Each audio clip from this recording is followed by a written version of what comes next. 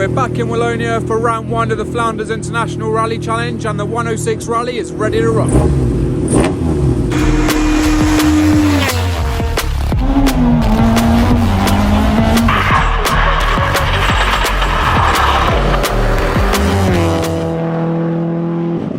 Hey guys and girls, welcome to the video.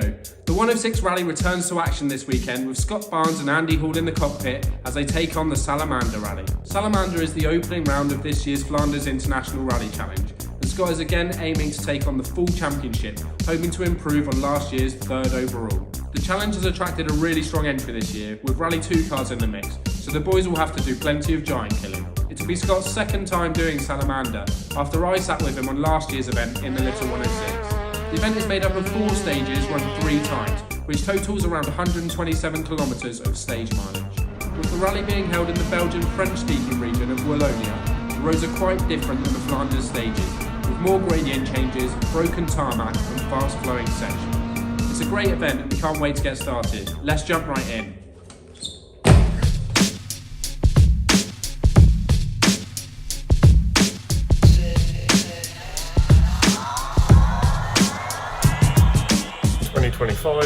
We're back. The winter rebuild has gone well. We've just serviced the car, fixed the issue with the gearbox that we had in Corse at the end of last year, which just turned out to be a very small burr on the edge of a selector ratchet. With that all fixed now, the car's feeling really good. We're now all polished and tidied and clean, ready to head off to Salamandre, first event of the year. We plan to do 7 events this year, which is a big undertaking, but we enjoy it, we love it. If I could be there every single weekend, I would be. But we've also managed to get 2 new partners involved this year, one of which is Speedline Wheels UK, the other which is TRS Safety Harnesses. All our partners from last year have continued to support us through this year, so thank you to them as well. So that's enough for now. Let's get the car loaded, get the crew here and head on over to Belgium.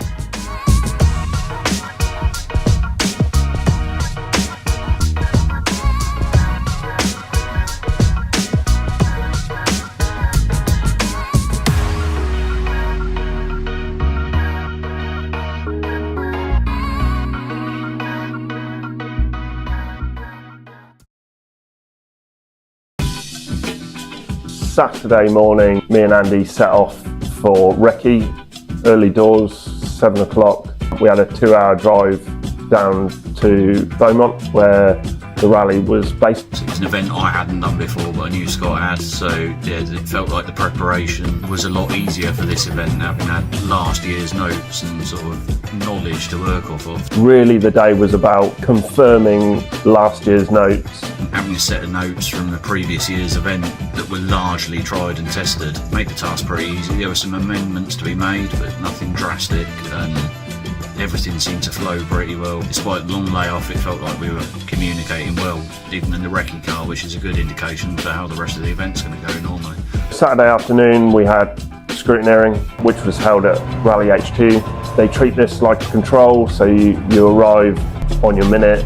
As we pulled up into the Scrutineering bays, the officials then decided that it was lunchtime. So we sat there for a good 15-20 minutes waiting to be scrutineered, which is always quite a nerve-wracking part of the event. Ultimately, we didn't have any problems. They were really happy with the car and even had a few comments on the presentation of the car being so good. So there was nothing to worry about, but certainly that 20-minute wait was not what I wanted.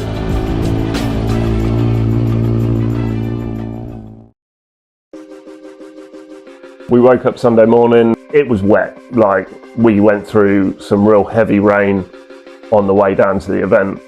Everything was saturated. We drove through some absolutely atrocious weather and saw a couple of fairly nasty road traffic accidents as well on the way, which doesn't give you the easiest feeling on the morning of an event. We had an early morning service, so straight from Parc Fermé out, straight to service, which is just about long enough to change the tyres, fill up a camelback and make sure the in-car camera's fitted. So, you know, a quick 10-minute service and we're off to stage 1.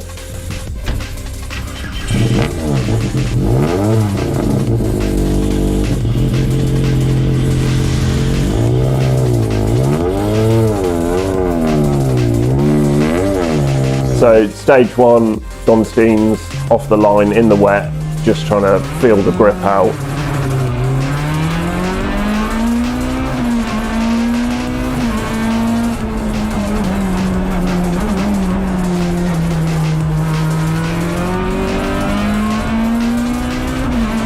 Definitely a very tricky start to the event.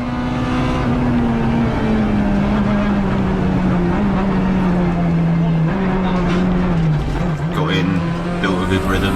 Scott's sort of feeling his way through, finding where the grip was. And yeah, we had a really good, clean run through. That's exactly what you wanted from the first stage. Felt like we'd had a decent pace, hadn't lost a wild amount of time, and most importantly, it got through unscathed. Then we're into stage 2, which was Stree. This starts on gravel, kilometre of gravel before it switches to tarmac. Found our way back onto the tarmac, and that was when the grip seemed to disappear. Just a couple of kilometres into the stage, we actually found ourselves locked up in 5th gear, heading towards the ditches. A fairly big lock-up that was pretty frightening in one part of the stage where there wasn't really any room for anything to go wrong. We had a little moment relatively close to the edge of the road, but collected it all and carried on. I did have to tell myself to just calm down a little bit. Clearly I hadn't reined it in enough, because another couple of kilometres down the road and we had another big moment.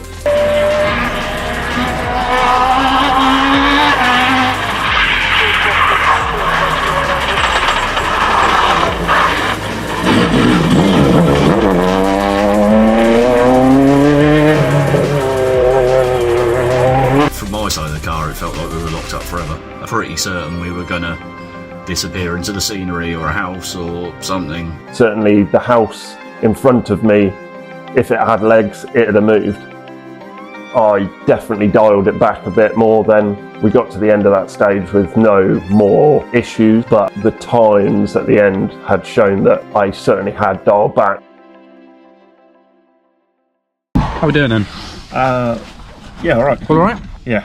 When they said it's slippy, it's they weren't lying. really slippy. They weren't joking. Yeah, absolutely. Okay. And stage 2, there's some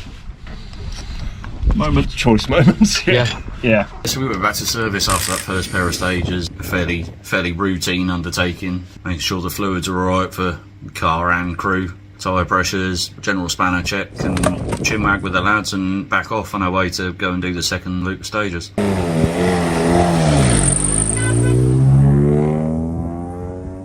We arrived at stage 3, went and got my time. It was quite a long queue of cars. It was quite apparent that we weren't going to get going anytime soon. And then, sort of in that moment, as I got back to Scott and said, I don't think we're going anywhere anytime soon, unfortunately, we were that sickening sight of seeing the start line ambulance leave the line and make its way into stage, having seen a crew run back up the stage without their car, obviously asking for assistance. But after the fact, we've since learned that a very fast local crew come unstuck on a left-hander and unfortunately collided with a tree that resulted in the emergency services having to help extract them from the vehicle.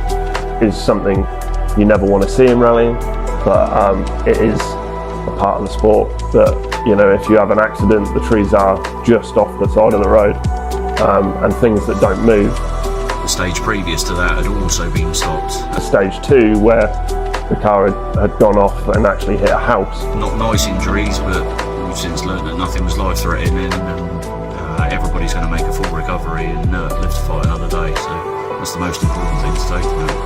Obviously, knowing that they're okay is great news, but you know, there are some injuries that are going to take time to heal. So we wish them the best, and hopefully they'll both be back out on the stages so that we can compete with them in the future. The decision by the organisers was made to bring everybody back to Rally HQ whilst the incidents could be sorted. We were in regroup in the end for a little over 3 hours. We had something to eat, had a good chat to other crews around us just to see how they were going. But the fact that we got to partake in any more sport that day was massive credit to the organisers for making that happen, and all of the volunteers that they've got with them. The organisers then put out communication that the second stage would be cancelled for the rest of the day, and that they would run 2 loops of 3 stages. The roads had now dried up, so it was straight into service, put dry tyres on and headed back out to the first stage, Donsteins again, but this time with a dry road and clear skies.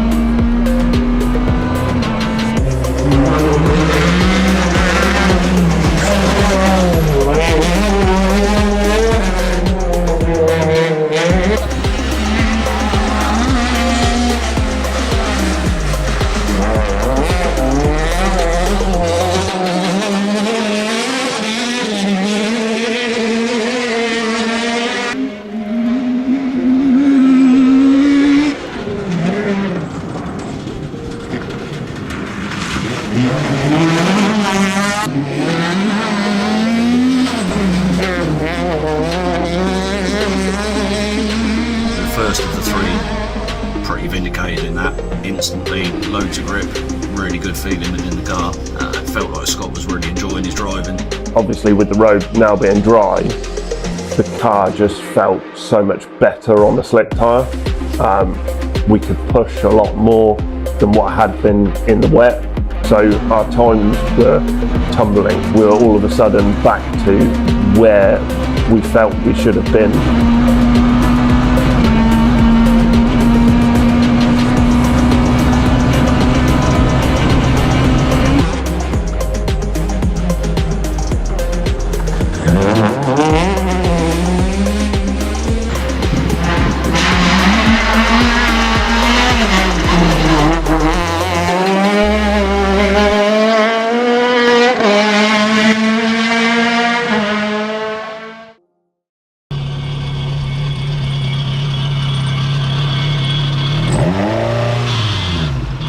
Time is for mediums. Yeah, definitely. Yep. You can use the edge, like all of the edge. All of it. Yeah. Okay. Yeah. We're using all the road as well. Cool. So There's no grass on it, so we're doing quite well. we took out one anti-cut I can see. on the other side. Oh, you have one here. News to you. News to me. I thought I'd taken that whole side of the car off, Oh, really? and I jumped out of the fuel station and went, oh, We're good. it's okay. I must have grazed the wheel, and that was it. Right, okay. But Well, we're yeah, going to bolt check front and have back up and wobble around the back. yeah. Back into service and fitted mediums to the front of the car, left softs on the rear, good spanner check and a good check over of the car, and then headed back out for the next loop of 3.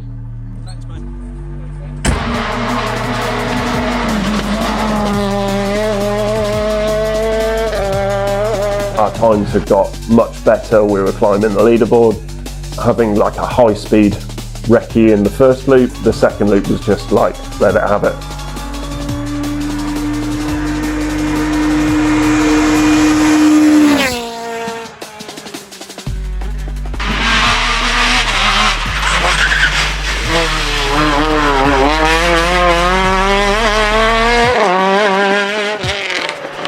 We went really well through all 3 stages without making any mistakes, and just adding another few percent to everything, leaving the braking a bit later and just getting on the power earlier and tightening up the lines as much as we could without collecting the stage furniture.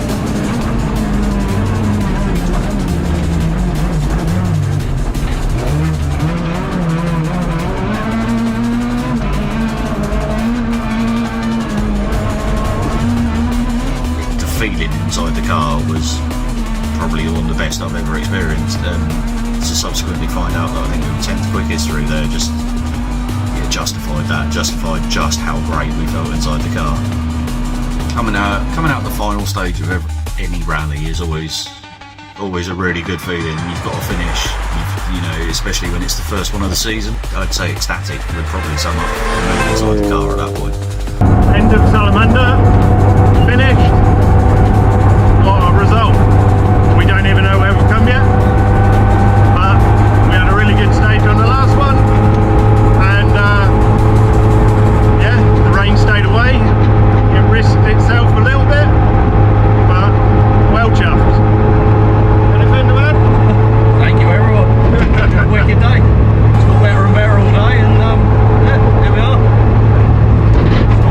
Nice to start the season with a finish. End of the event, we'd managed to clinch 4th overall in the FIRC, which with the calibre of entry we were really happy with.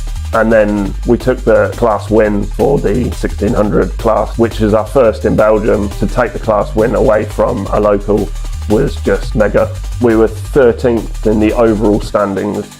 Out of everybody that started, we came 13th overall. Best finish ever in Belgium. We're clearly getting quicker, getting more confident on the roads. I want to say well done to the organisers for running a really good event, but most importantly of all, best wishes to everybody that was involved in the horrendous accidents that occurred on the day. And we've had positive news about them, and just hope their recovery continues at a decent pace, and that we'll get to see them back out on the stages when we're back there next year. Mega event. Here's to a few more of them this year.